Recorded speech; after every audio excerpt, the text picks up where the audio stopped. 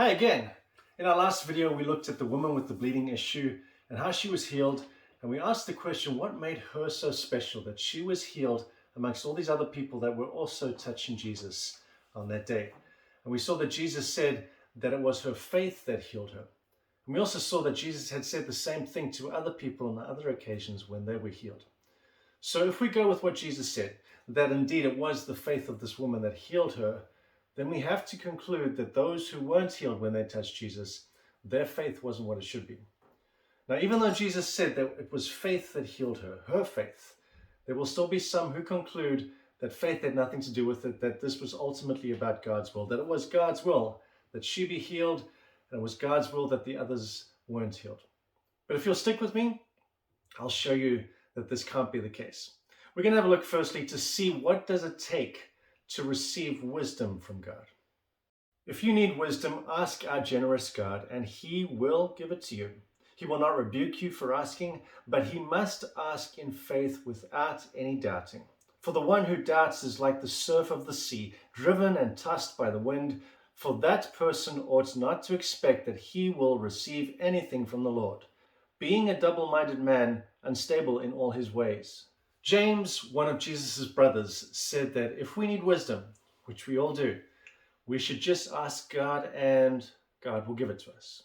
That's amazing news. There's no need for begging. There's no need for waiting. We simply ask and God gives. But, and I want you to see that there's a condition on this. He must ask in faith. We must ask in faith. There's that word that we've been looking at so far. All right, faith, got it. Check. Anything else? He must ask in faith without any doubting. Okay, no doubting. But does this mean that I can be in faith and be doubting at the same time?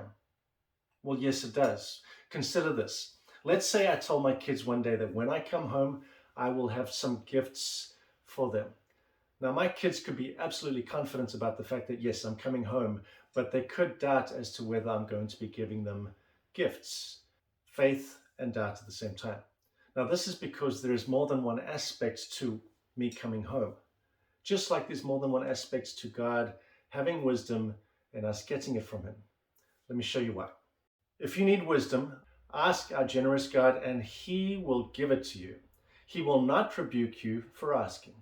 The word that James used, that we've translated into doubt, is the Greek word that means doubt, but it also means to be hesitant, to be uncertain.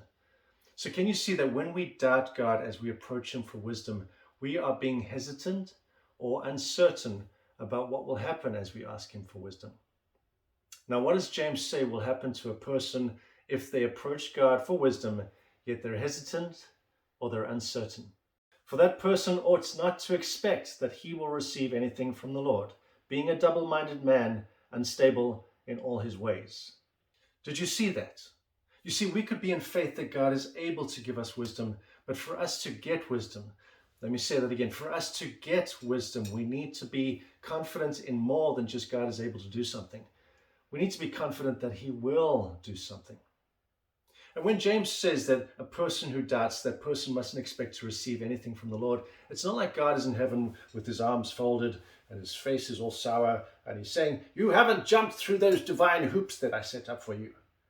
It's not like that. You see, when we doubt, we aren't failing to receive from God because God isn't giving.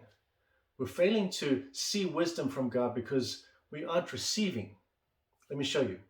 For that person ought not to expect that he will receive anything from the Lord. The word receive comes from a Greek word that means receive, but I want you to understand the power of this word. Along with receive, this word means to take, to make it your own, to pull it towards yourself. So when I'm teaching a large group of people this topic, I will say, okay, let's pretend that just like God wants to give wisdom to those who ask, I want to give my phone, and I'll take my phone out. I want to give my phone to whoever will ask me for my phone. And I'll approach an individual and say, would you like my phone? And so if they say yes, which I hope they do in front of a large group of people, I'll ask them, please ask me for my phone. And as soon as they ask me for my phone, I put my hand out and gesture to them for them to take the phone. Now I'll say to the group, hold on, before anything happens next, has this person got my phone? And the answer is no. what do they need to do before that phone becomes theirs? They need to take it. So I will gesture to them, take it. When they take it, the phone then becomes theirs. Now, it's obviously an example. I will take my phone back because I need it. But this is exactly what James is talking about. If this person fails to take my phone, they won't have the phone. And this is exactly what James is talking about. We must take wisdom. How do we take wisdom? With our faith. Our faith is pulling power. I've mentioned this earlier in this series. I've talked about how faith pulls God's will towards you. Like the woman with the issue of blood, she pulled God's will towards her. The power in Jesus came out of him and into her and destroyed the will of the devil. Faith has pulling power, like a magnet has pulling power. And in the same way that a magnet can lose its pulling power, so faith can do the same thing. James has just mentioned here how there's an example of when your faith will fail to pull God's will towards you. And that's when you doubt. We will fail to pull what God makes available to us when our faith is broken, when we doubt. Now, does this only apply to receiving wisdom from God? I'll talk more about that in my next video.